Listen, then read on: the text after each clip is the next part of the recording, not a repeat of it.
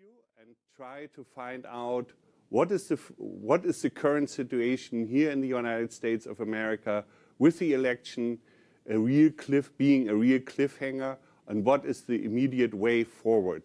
But before we do that, I would like to ask Ian and Rebecca, if you had to sum up the election results in one sentence or one word, how would you describe them?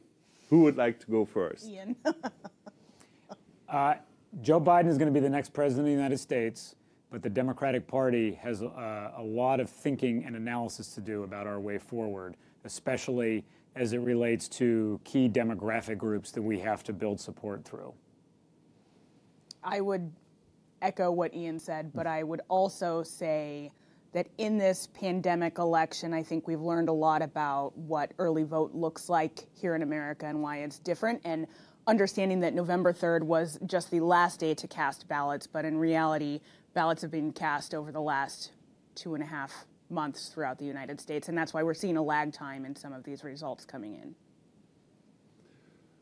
Viewers in Europe are really concerned about the way forward. Where is this election gonna go? When are we going to have an outcome? What's the outcome gonna be?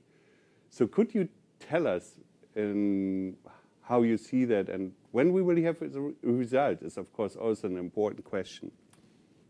Well, I would argue that results from some of the states where early vote is a newer phenomenon, and what most of these states have moved to during the pandemic, we're starting to see votes trickle in. Just about an hour and a half ago, Wisconsin was called for Biden. Initially, it was not something that we knew last night when I think we all went to bed at 2 or 3 in the morning or 4, whatever time it was. We are currently ahead in places like Michigan, where early votes and absentee ballots are still being counted. Same deal in Pennsylvania. I think Georgia is really a close race to watch, which is not something a lot of us anticipated. But you know, I personally feel really optimistic about the votes that are still outstanding vis-a-vis the ones that are already being counted. And I think, you know, Ian and I have worked on enough campaigns to know that the trend of Democrats voting early and voting by absentee held in this election, with Republicans taking on a lot more of the in-person day of the election numbers. I agree with that, Rebecca. The scariest part of last night was Donald Trump's authoritarian speech from the White House, but it was also the high water mark of his numbers coming in. Since then, as you mentioned, you've seen these early votes get counted. Many of them in states were segregated and counted separately, so they're coming into the counts now. And of course, this morning, we started to pick up steam in Michigan and in Wisconsin. And I think that Joe Biden's on a glide path to where he needs to be. He's also going to set a record for the most number of votes ever cast by an American presidential, or cast for an American presidential candidate. We're going to win the popular vote. We're going to get the electoral votes that we need. But it was a bumpier landing than a lot of people, I think, were hoping for. I think that's true up and down the ticket. But when will we have the results? So I do think that by the end of this week, we should have some fairly concrete results that will allow Joe Biden to claim victory with the 270 electoral votes that he needs. And then it could go to the courts, right? Trump threatened to go to the Supreme Court. I want to reassure everybody out there that you can't just go to the Supreme Court. You have to have a reason to go to the Supreme Court. Rebecca and I have been doing this long enough that we remember what the Supreme Court did in giving George Bush the presidency in 2000. Right now, we got to make sure that all of the votes are counted. We're confident that when the votes are counted, Joe Biden will get the 270 electoral votes that he needs. You're seeing Michigan and Pennsylvania, both of which have Democratic secretaries of state, being very transparent and communicative about the process. They've been on Twitter. They've been giving press conferences talking about the process. We're going to see every vote counted. And as Rebecca indicated, in the coming days, I think we'll have a call. Yeah. An important question that I would like to ask, and I mean, you referred to the speech that President Trump yesterday gave, but also all the things he said in the last weeks about the legitimacy of the election begs for the question, I mean, will Donald Trump accept the outcome of this election, and how, if he doesn't win, and how could he deny Biden a win? How could that happen? Is that a real possibility? I'm not sure it's a real possibility. I think it's something he will try. I'm interested to hear what Ian has to say on this, but I think that what Americans want to ensure is a peaceful transition of power should Donald Trump not win. I think they're not really sure how to structure themselves if they aren't giving up that transition of power, but a long fight through the courts is likely where I would assume he was heading, but I also don't know if his advisors are giving him better advice than that at this point. Yeah, they wanted Donald Trump telegraphed. The thing about Donald Trump is you know where he's going. He's very obvious about telling you, and they figured that they were going to have close results in these states. They figured that that was going to lead to the potential for litigation. Where this falls apart for him, though, is it's going to become very important that Republican leaders, especially Mitch McConnell, the Senate Majority Leader, and unfortunately likely to remain the Senate Majority Leader, as just as we've been sitting here, we've lost some key races for the Senate, so we will probably see Republicans keep the Senate. But Mitch McConnell and then Fox News, and Fox News has become the propaganda network for the Trump administration. How they choose to talk about this, you will see a big test of them in the coming days.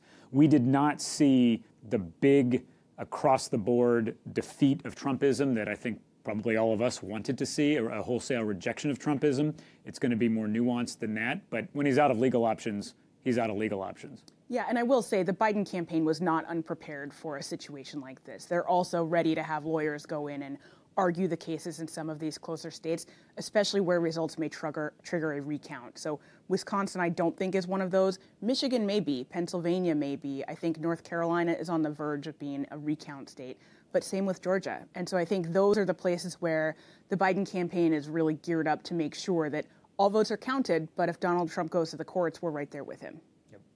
And we should add Nevada, too, which yes, I think will ultimately win, but at least when we were on our way over here was saying they won't drop new data until tomorrow.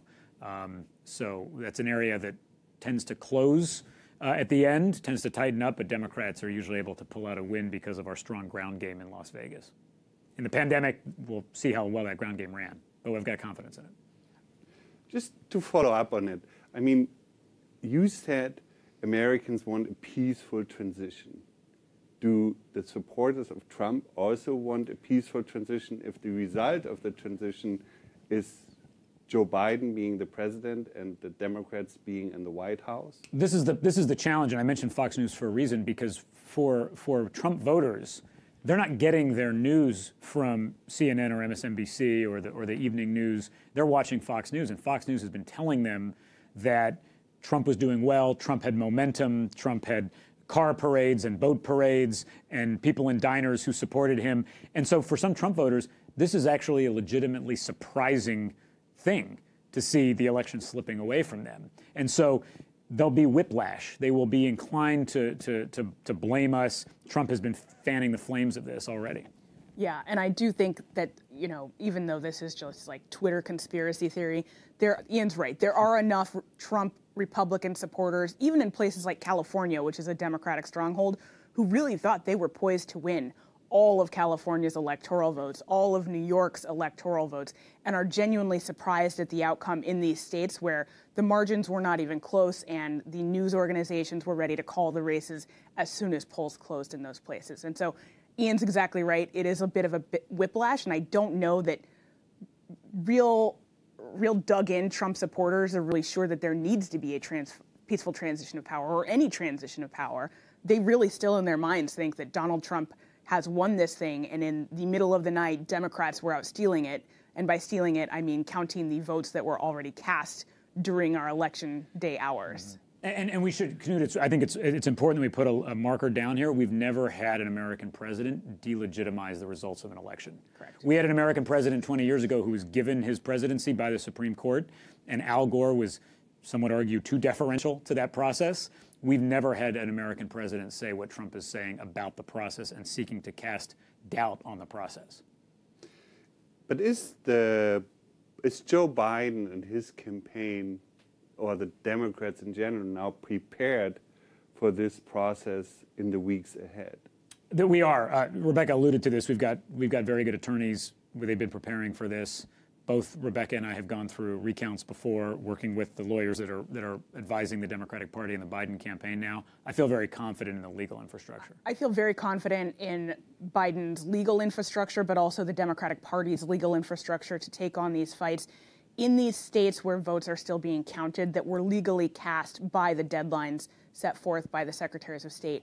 I do know there are also some outside of the Democratic Party infrastructure groups who are looking specifically at how to help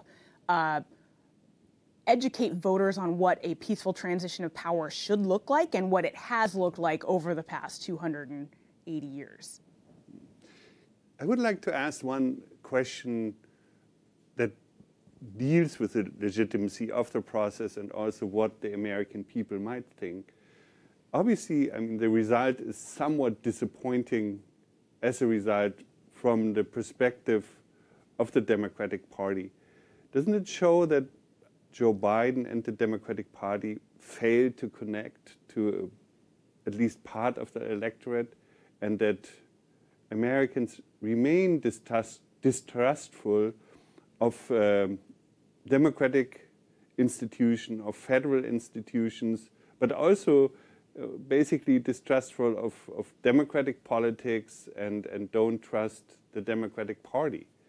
Is that something the Democratic Party and also Joe Biden need to reflect upon, that there is this disconnect with at least part of the American public? And how do you deal with that in moving forward, even if he wins the presidency successful? I feel like I'm going to paint a bleak picture, but our job is to give a clear-eyed analysis, not tell people what they want to hear. We had Joe Biden's going to win. Joe Biden's going to get more votes than anybody ever has. Joe Biden's going to get 270, maybe even closer to 300 electoral votes. But we had a disappointing night down ballot. We're not going to flip the Senate. And we had a rough night at the state level in states that will determine gerrymandering, the allocation, redistricting, the allocation of congressional seats for the next decade. So we're coming into this with two challenges broadly: a messaging challenge to win back the voters that we've lost, and also a structural challenge to actually compete and win in congressional races and Senate races going forward, especially since Biden is likely to not be able to pass meaningful legislation without the support of Mitch McConnell and a Republican Senate. I will say, while I think I am probably disappointed and not alone in this, that we didn't get like 400 electoral votes for Joe Biden last night, I will take a win and be completely satisfied with that. Good point. I think that after January, when he's sworn in and there is a new cabinet and a new set of senators and people in the Congress, I do think it is worth a postmortem in the Democratic Party to figure out, where did we go wrong? Was it the polling? Was it the targeting? How do we talk to some of these Midwest voters that we thought were disaffected Trump voters, but now they are clearly still Trump voters? And we need to figure out what that psyche is and what that piece about Donald Trump, whether or not it's overt racism or the pandemic is fake, or what is the issue that drove them back to Trump after months and months of polling showing that Trump was on a very steady decline in much of the country. Yeah, Biden's victory will be good unless you were expecting him to track the polling and win by 8 to 10 points, in which case this is very disappointing. But this is a map that Hillary Clinton would have killed for. It's a map, and the winning places like Arizona is something that even President Obama wasn't able to do. So context is important, but it's going to be incumbent on Joe Biden to make sure that the administration reflects progressive priorities and values, because getting things done legislatively is going to be very difficult.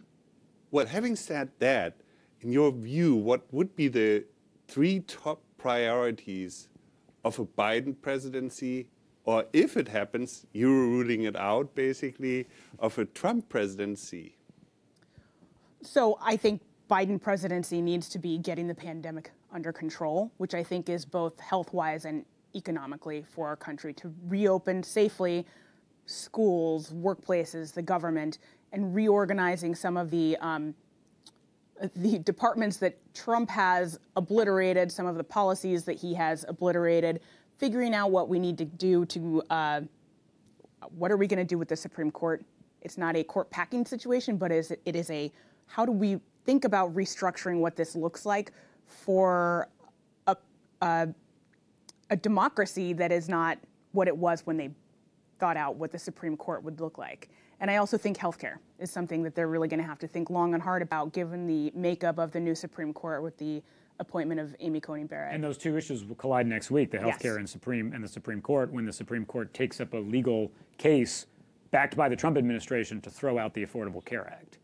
And it's based on technicalities. It should not even be as far as it is, but the right-leaning judiciary has gotten this case as far as it has.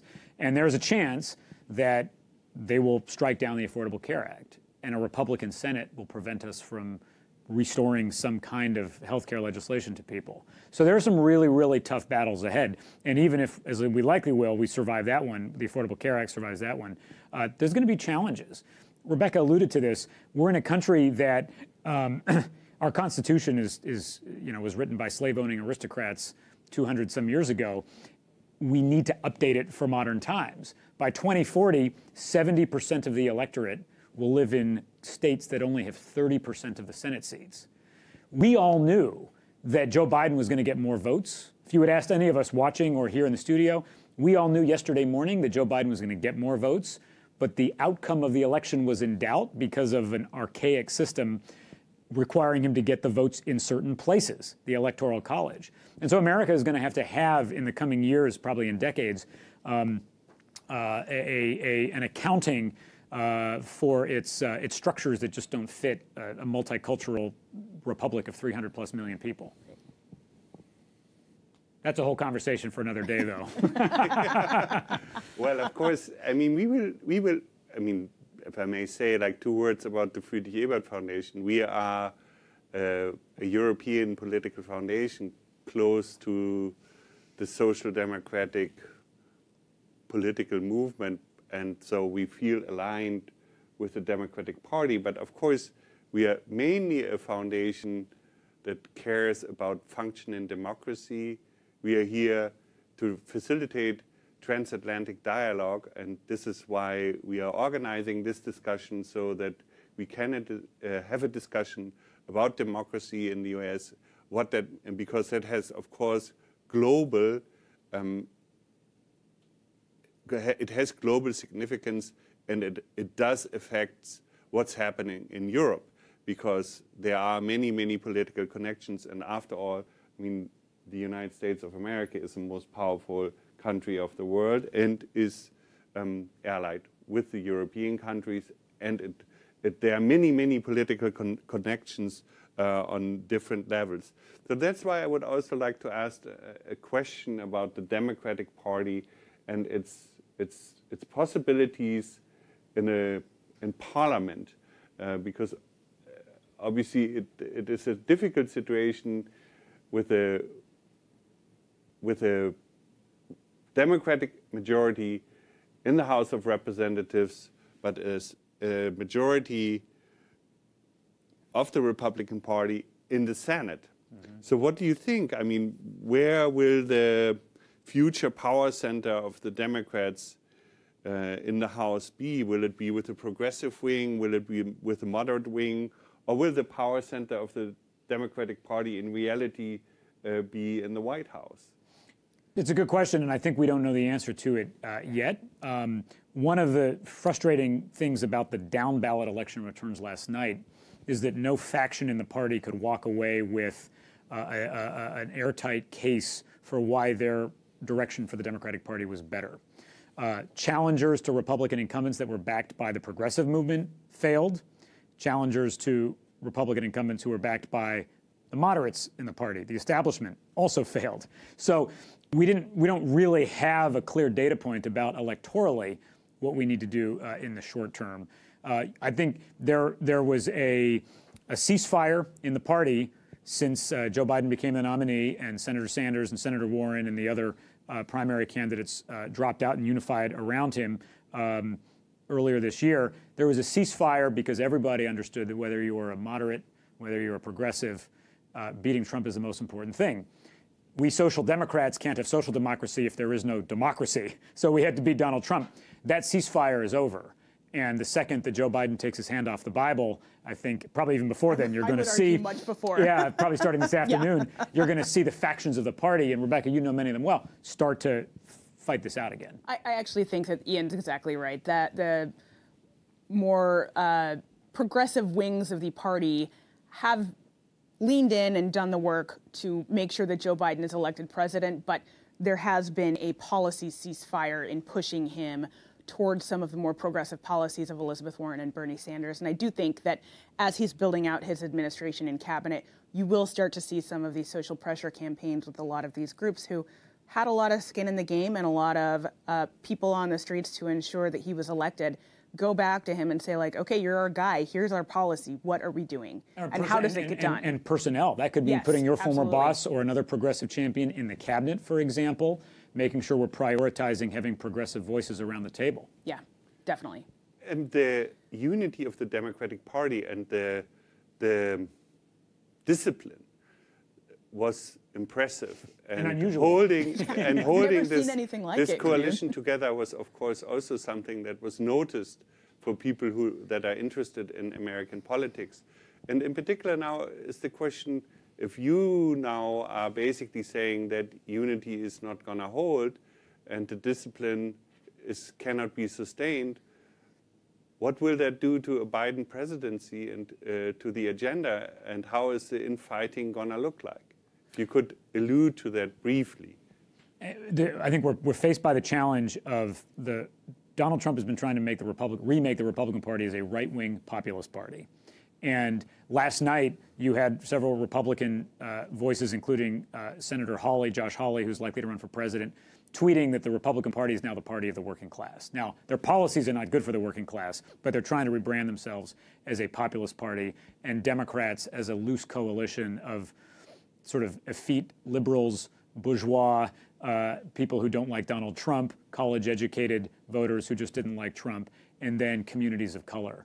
But coming up with a coherent, unified agenda for this diverse coalition is a real challenge, Rebecca. Yeah, and I don't think it's a disunity of party. I think it's several factions coming at the same goal, right? We want the economy to open back up.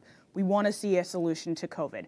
We want to see what we're going to do on healthcare. But I think that, Joe Biden's put together this coalition to a really strong path to 270 electoral votes. I think he can use that same coalition to come at each of these problems in a really cohesive way, both from the left, from the center, and from the right, to make sure that we're doing this as one American people and not just progressives are ramming their policy positions through to the Biden administration. And it's not just the moderates either. Well, that's a good point. One American people. I like the way you said that, Rebecca. Something that Joe Biden did, and if you look at the videos that he put out, the ads that he ran, Joe Biden told a story that was quintessentially American. He talked about the value of work. He talked about growing up in Scranton, the son of a used car dealer, and his dad losing his job. He set his story in the American story and made it accessible and applicable to everybody. And I think that's one of the reasons that he's, as we sit here, piling up an electoral victory, a raw vote victory, and going to win the Electoral College. Because he told a story about what it means to be an American. I wish it had appealed to more people. I think it should have appealed to 60% of the electorate instead of 52.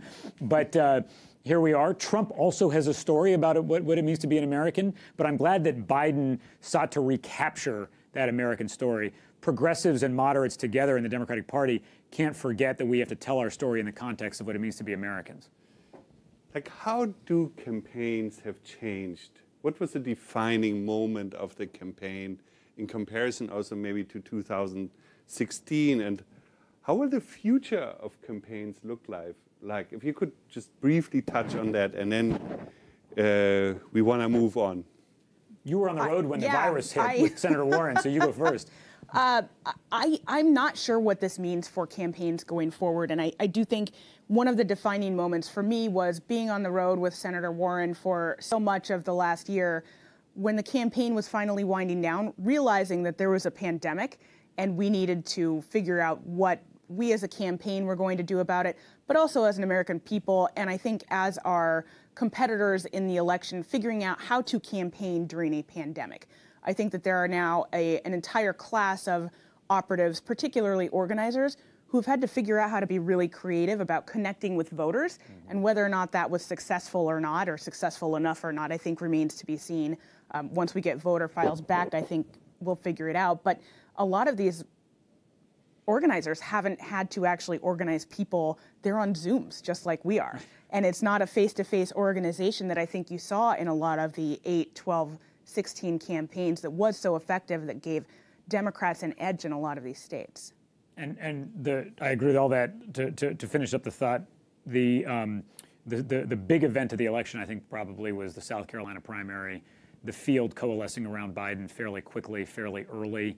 I thought that Senator Warren and Senator Sanders have done amazing work bringing the progressives into the fold, unified in the party, and that gave Biden the space that he needed to build a campaign organization that got him where he is today in a pandemic. I would like to ask one last question now about maybe not the last question, but the last question exclusively to Ian and Rebecca is about the Latino voters. Mm-hmm. Trump was surprisingly successful with Latino voters in states such as Florida. Why do you think that is? So I would say Latino voters are not a monolith. They're not all the same, and Ian and I were talking about this earlier today. Latino voters in Texas are not the same as Latino voters in South Florida.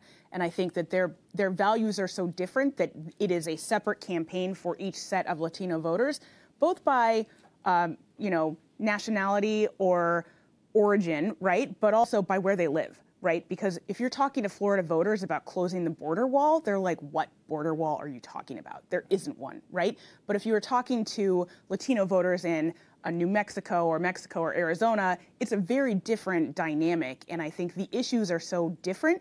It may be that we weren't communicating well enough to those pockets, but we were communicating writ large to a Latino population that doesn't need communication that is all blanket.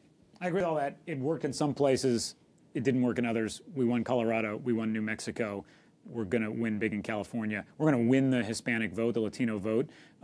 We have to be cognizant of the individual communities that make it up. Venezuelans and Cubans in Miami have a very different set of concerns than Mexicans in Texas. So, hello again. We are here discussing the outcome of the American election 2020, and somewhat inconclusive election so far, but we have optimism here among our panelists, Ian and Rebecca, that Joe Biden is gonna win this election, and that we also gonna know about the results soon, and that the Democratic Party is ready to deal with all the challenges that are gonna come from President Trump, and that in the end we're gonna have a peaceful transition. Now, talking about the election, we would like to bring in a few more very distinguished experts or political people from across the Atlantic. We are, as a host, the Friedrich Ebert Foundation, and we are committed to transatlantic dialogue, and of course hope that we, through this panel, can contribute to that. And I would also, again, like to welcome those that are tuned in digitally. Now, this panel is basically hybrid, and I would like to welcome Kathy Feingold from the AFL-CIO, who is responsible for the international work of the largest American union federation. I would also like to welcome Niels Annen, who is the Vice Foreign Minister of the Federal Republic of Germany, and also a member of parliament from the beautiful city of Hamburg. And I would also like to welcome Dorothee Martin, who is also a member of the German parliament, but she is on an OSCE mission observing the US election in LA right now. And I would like to welcome Russ Carnahan from the proud state of Missouri, and who was a former member of Congress, and we're gonna bring you into this discussion. Of course, you can also react to what has been said so far, but I would have also a few questions I would like to ask you, but you are of course free to also raise other aspects in the conversation that maybe I have not raised, or ask questions on your own. We have like half an hour left, and I hope this will be helpful to understand what's going on politically here on the ground. So, Kathy, thank you for being with us today. And of course, I would like to talk with you about the labor vote. And in the 2016 election, there was a lot of debate about the white working class and union members who abandoned the Democrats in significant numbers and helped elect Donald Trump. Did you see a different trend this year? And if so, why is that? Thanks so much. It's great to be here with everyone.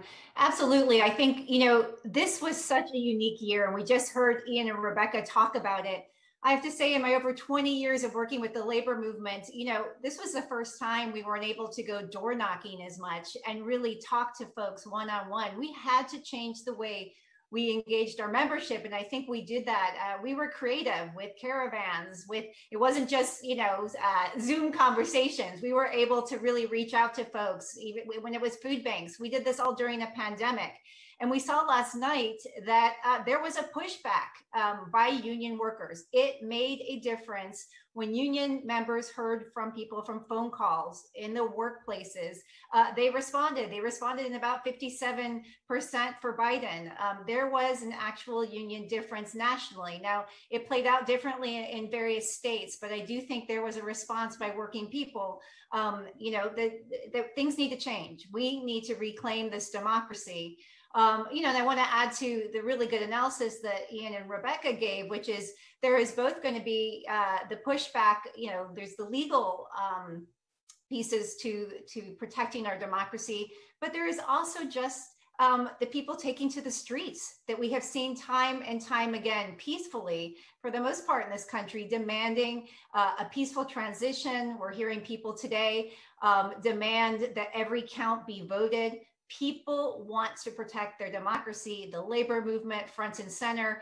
I will say, Knut, one of the things last night, I think our German colleagues will appreciate, here in the United States, we are not known for social dialogue. We admire, that's one thing we admire a lot on the other side of the Atlantic. And so I was proud to see the statement that the AFL-CIO put out last night with the US Chamber of Commerce and with faith organizations saying, we're in this together.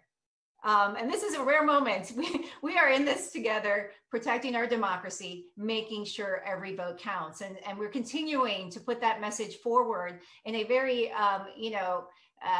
tripartite way, that we need to make sure that it's not just the labor movement demanding that, but it is really in everyone's best interest that we protect our democracy. So I think we heard from, workers who are scared in workplaces where there's no national health and safety standard. The AFL-CIO had to sue our government to get protection for workers. There's still high unemployment rates, 24 million people on unemployment. Despite all of that, working people came through and they voted. And I am going to share in the optimism of Ian and Rebecca. We're seeing a pushback. It's not as big as we wanted. We hoped for a much big blue tidal wave, but we are going to see Joe Biden in office, and working people will see and help shape a very new pro-worker agenda. Let us be clear, the Trump agenda is an anti-worker agenda. So we're going to stick with it and continue to fight to protect our democracy and see Biden into the presidency. Thank you, Kathy.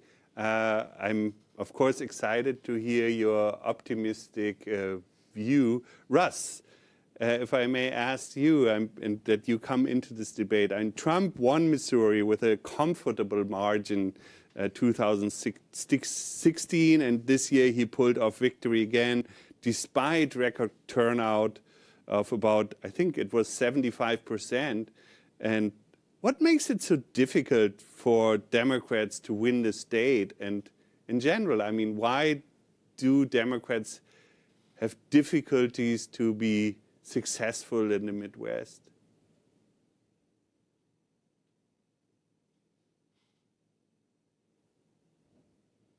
Russ, we cannot hear you. Unmute. Yeah, that's better. Thank you. It's great to be with you all. I'm from the state of Missouri, and like many other Midwestern states, we have some large and medium-sized cities, but then a lot of small towns and counties. So they're very diverse.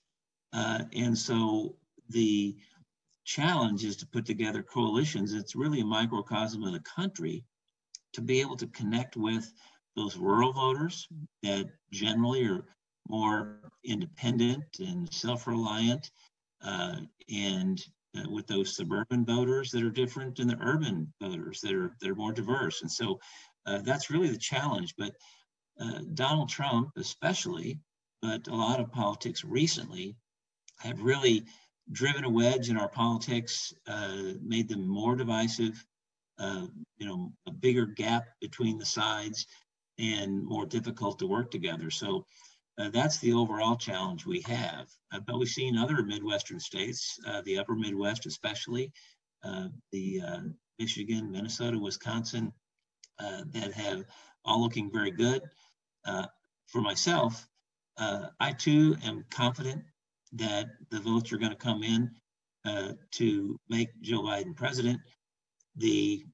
Most of the states that are still close, with Biden either ahead by a little or behind by a little, the remaining votes tend to be from the urban areas that are more Democratic, and they tend to be from those early votes that are also trending largely Democratic. So that trajectory looks very good, very solid, and so I expect that to happen. But defeating Trump does not defeat Trumpism.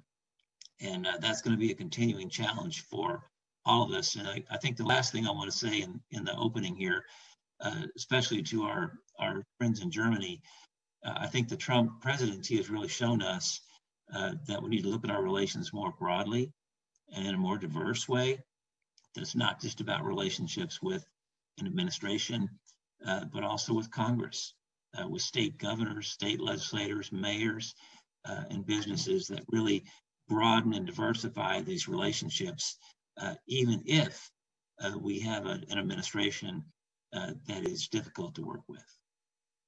Thank you, Russ. I would like to bring him now, if you allow me, the transatlantic perspective. And Niels Ahn is right now, I'm not sure, in Hamburg or in Berlin. He will enlighten us on that. But I mean, he has been watching the election. He has watched actually many elections. He has lived in the US, and he is now the Vice Minister for Foreign Affairs of the Federal Republic of Germany, and a friend. And so we would like to hear his perspective. I mean, how is the election being seen, not only in the foreign ministry, but in Germany, and what would you like to add to this debate, basically, about the state of the election? And how, I mean, the transatlantic relationship, in particular, the bilateral relationship between Germany and the US, was difficult. It was challenging in the last 4 years. And what do you expect from a possible Biden administration when it comes to the transatlantic relations? So, Niels, thank you very much for being with us, and I hope you can enlighten us on that. Well, Knut, thank you very much, and to everyone on the panel, it's great to see you. Russ, hope that you are doing fine. Yes. And I cannot wait to see you in person again. Hopefully we can overcome that Corona crisis as soon as possible. And thanks to Knut and your team to putting this panel together, a great opportunity. Look, I believe if you would be in Germany, I'm in Berlin right now, as an American, following the discussions in Germany, just seeing how intense the reporting is about US election, you would be probably stunned a little bit, because also the German reporting goes into the county level, explaining to German viewers why is Trump performing good here or worse in another part of, I don't know, right now, maybe Wisconsin, or places that people have only a vague idea where on the map that very state and that very county is going to be found. And with all respect, Congressman, I doubt that many of your compatriots would pay that much attention on how Dorot or I are going to do in our respective districts. when we are going to the polls end of next year. So it shows you the German public really cares. And I believe that this is probably the most important election that we have no vote in right now. Why is that? Because the United States remains not only a friend and ally, but the greatest power on earth right now. And we are living in an increasingly difficult and challenging geopolitical environment. I don't want to change the subject here, Knut, but I mean, in both our countries, we have discussions about the role of China. We have global challenges, not only like the pandemic, but we have climate change, we have the fight against poverty, we have populism, not only in the United States and unfortunately also my country, but that global populist wave shaping international relations, a huge and mounting pressure on the multilateral system. So where to turn to in times where the very idea of the West, our values and our democratic system is under pressure. So Knut perfectly correctly mentioned that the relationship between my country and the US administration has been very, very difficult. Let's be honest, it has been rough for years. We had many disputes, also in public, which is never good among allies. It's always good to have an open word, and we had that with previous administration, both Democratic and Republican, but this was different. And for whatever reason, Germany seems to have a place in the thinking of President Trump, and he attacked the Chancellor, our political decisions, the political system, various times. Even in the last days on the campaign trail. So there is a reaction towards this kind of aggressive posture also in the German public. And I don't believe that it comes as a surprise that every poll in Germany indicates that the big majority, overwhelming majority of Germans is crossing their fingers for Joe Biden. Well, Knut, that is, and you introduced me as the Minister of State or Vice Foreign Minister, that is not my job. So my job is to make sure that we find a way to restart our relationship. And that is necessary in the case that Mr. Biden wins, but also in the case that Mr. Trump wins a second term. And I believe it shouldn't be so hard to identify fields of common interest. I already mentioned some of them, including a common Western, better coordinated approach and strategy towards China. So it really is an important election for all of us. And that's also explaining a little bit, I believe, the interest, the enormous interest that we're having. And the last word, Knut, is as friends and allies, as countries who are sharing values and the idea of democratic and transparent and responsible government,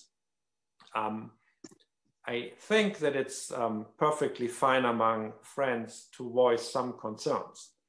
Also about the announcement of President Trump asking for the Supreme Court to step in. You know, we are not taking part. We are not a partisan player in this. This is an American decision.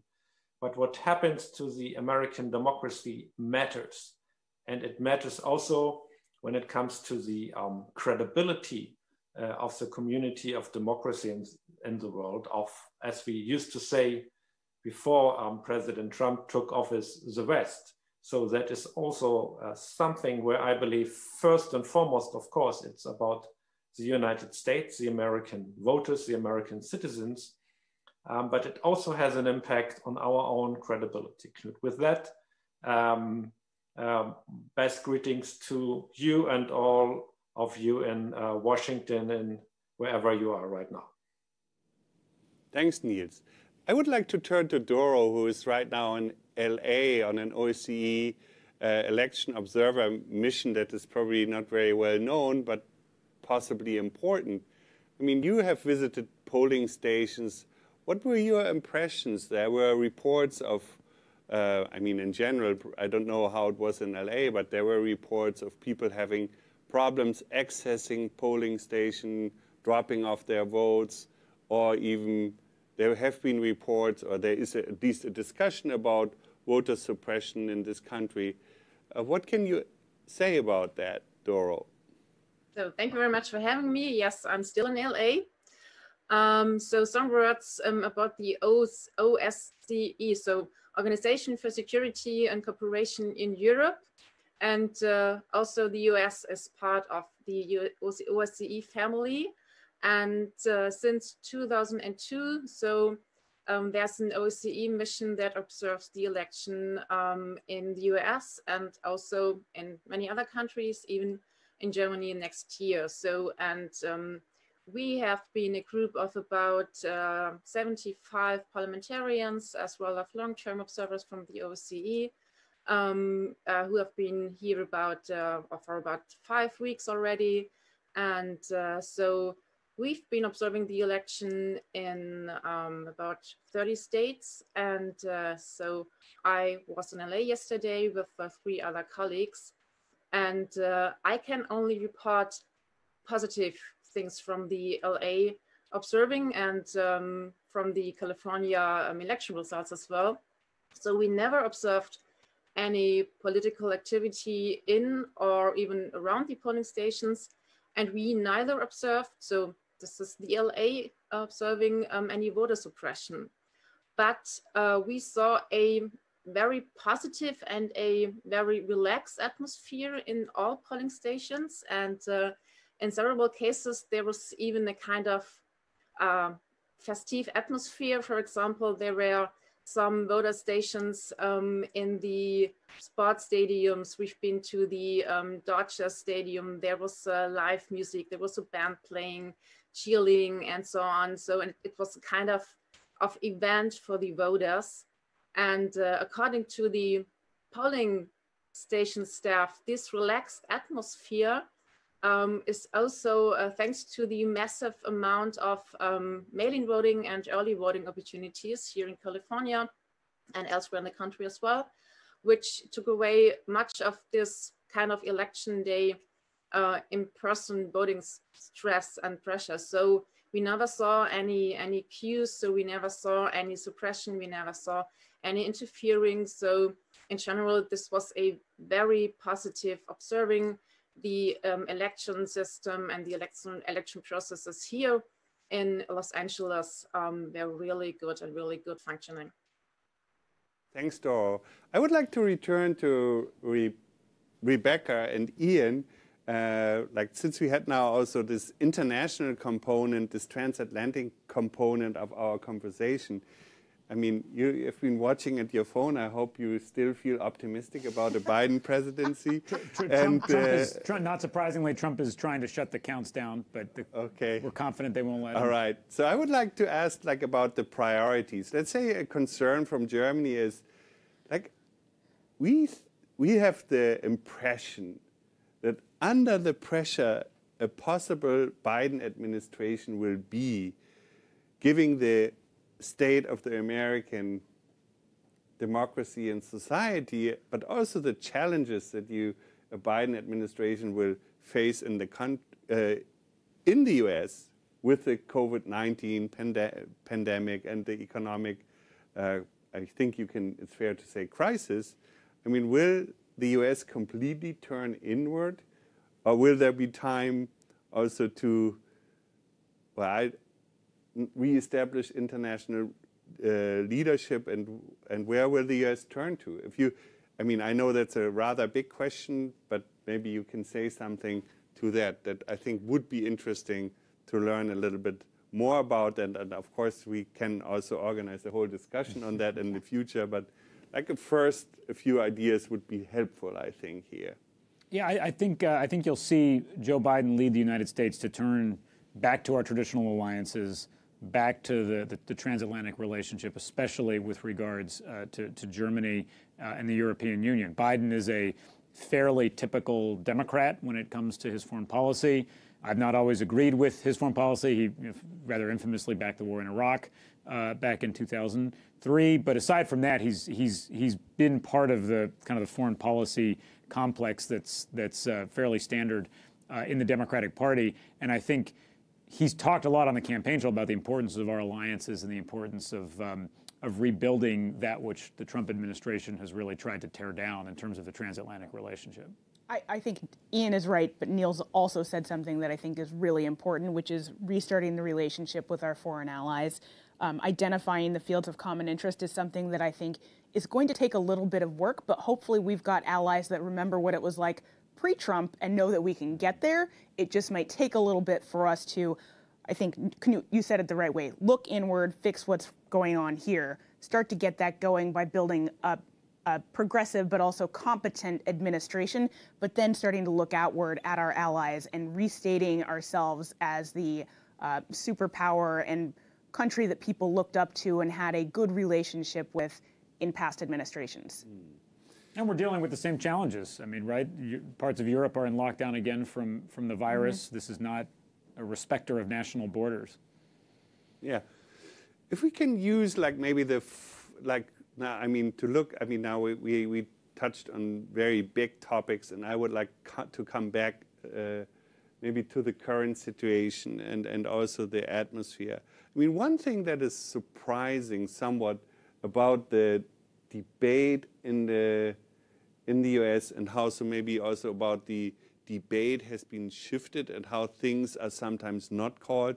How come that this country is up in arms over Russian fake news and Russian interference, but it doesn't really deal with like the fact that, I mean, the president goes to Florida and tells lies about Joe Biden being a potential evil communist, and how come this is not a bigger debate? I mean, it's because it seems to be that it's somewhat effective and is leading people's decisions. And you could name other aspects of the political debate. I mean, that is something surprising.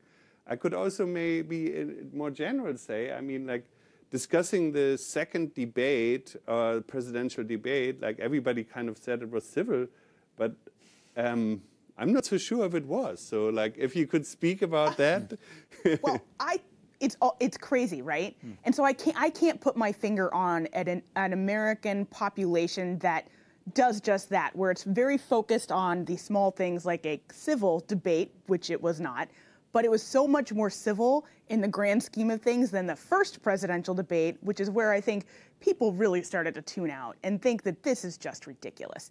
And so the foreign interference is one thing, but I think that since 2016, we've seen so much sensational news that has desensitized the American public. And so the more ridiculous it is, the less likely it seems that people are believing it, but yet it's still happening. And so it's a question that I personally also struggle with, recognizing that these are my fellow Americans and are believing a lot of what Trump is telling them. And they still have the same vote that I do, right? That is the tough part of the American democracy to me. And I'm really interested in what Kathy or Russ or Ian might have to add to that. Kathy, you know, I think you've really identified something that's important for us to understand better, because you're right. Donald Trump is known for his outrageous statements, and it's almost like many Americans are hooked on that. You know, what was the crazy thing he said today? You know, that made you forget about the crazy thing yesterday.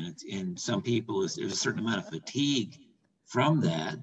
But how do you deal with that? And, you know, to the prior point about, you know, the international community, I think Biden will bring a sense of normalcy back to our government, but also he truly believes, and throughout his career has shown, that he really values the importance of international relationships and engagement.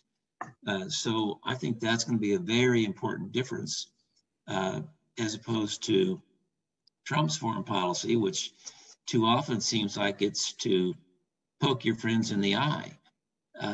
And so I think that it's a really important distinction that I think will benefit the U.S.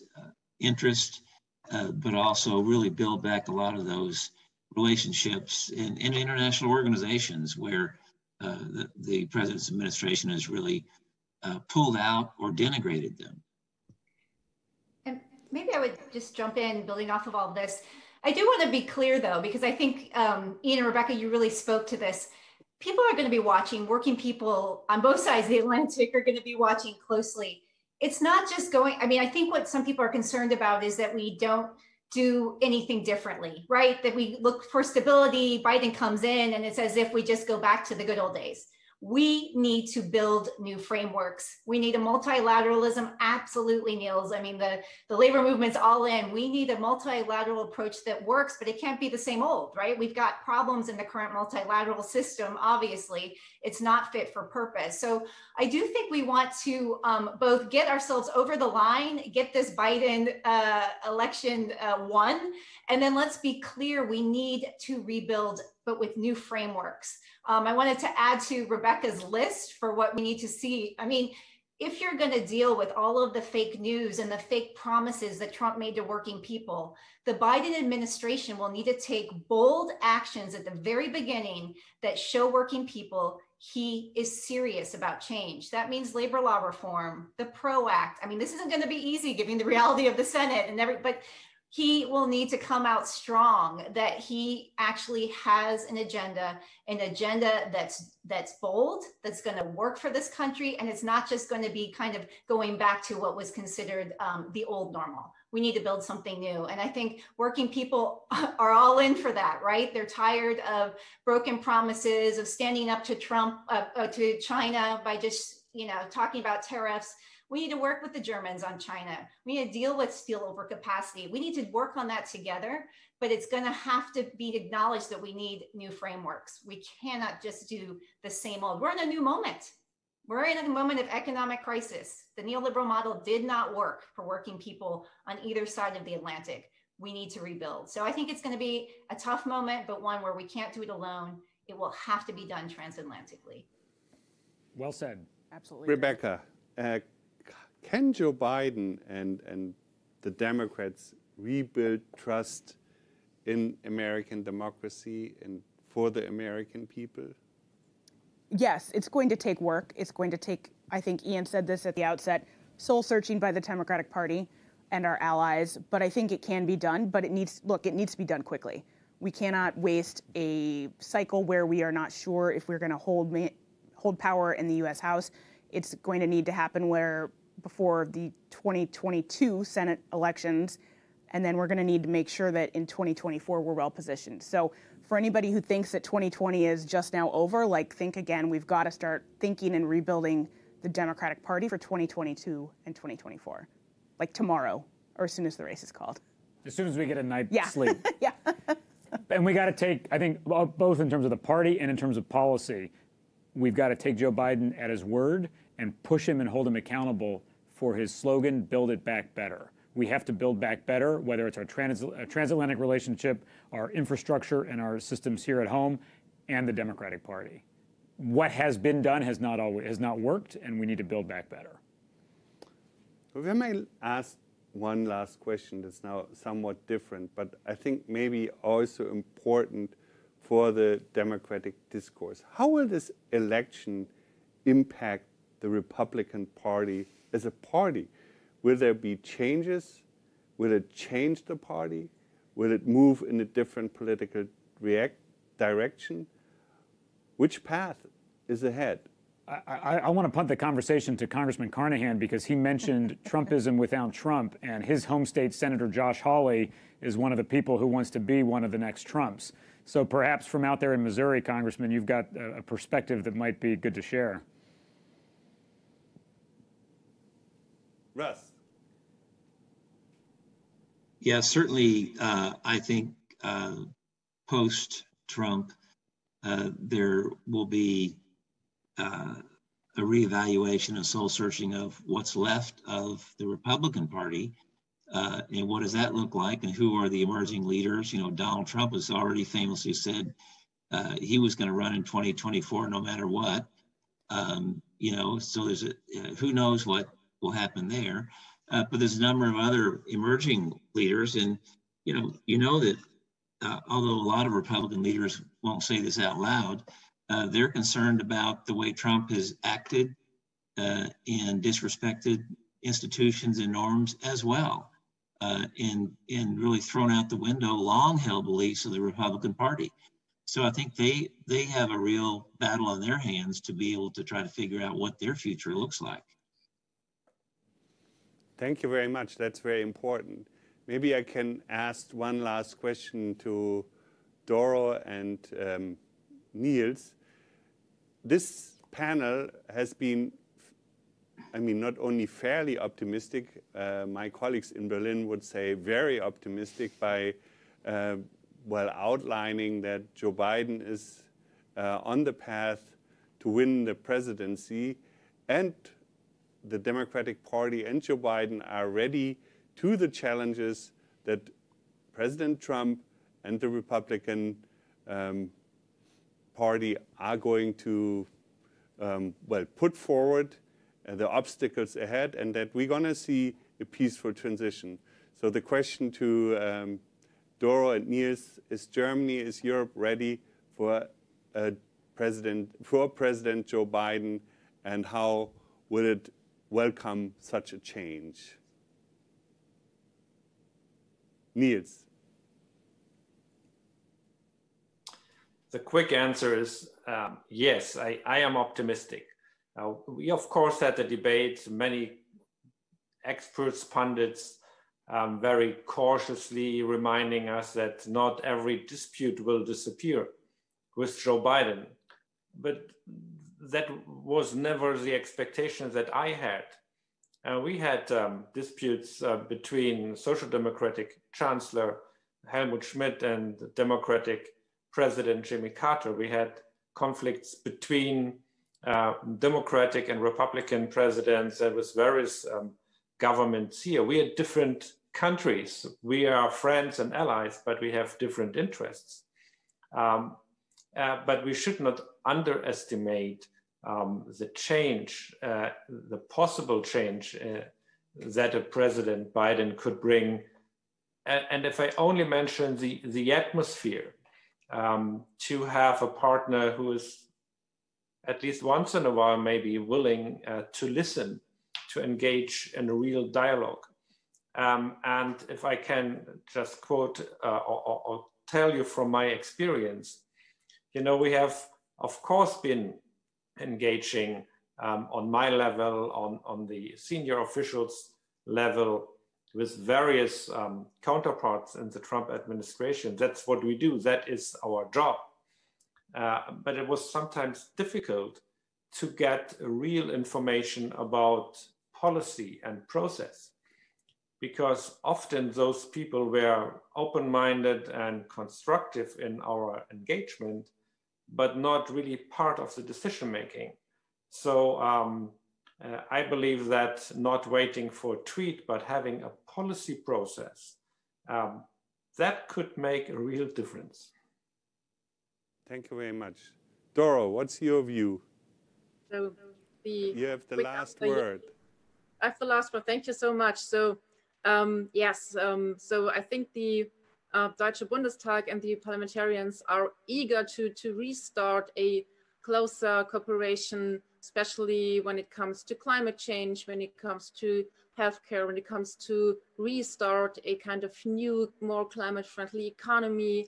But I also would stress out what Russ said, and also Kathy, that we have to strengthen the cooperation between unions, civic societies, think tanks, universities, and even more so, nevertheless, how the election results will be. I'm very hopeful as well, but this is one of the most important issues for me, to strengthen our transatlantic cooperation on all levels, and I'm really looking forward to it.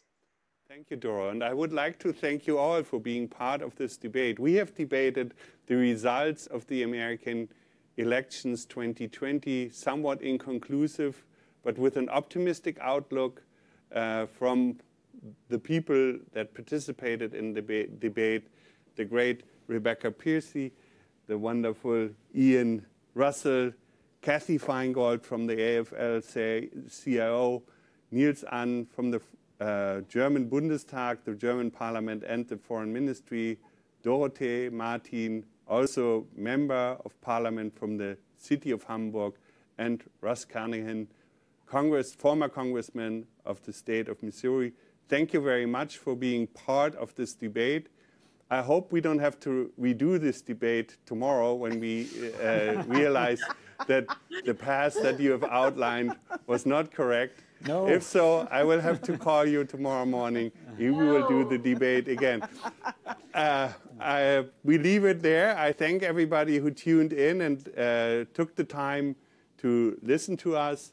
This was a debate put on by the Friedrich Ebert Foundation, the foundation committed to transatlantic dialogue and social democracy. Thank you very much, and I wish us all a very good day, and that you were right about what you have outlined for us. Thank you very much.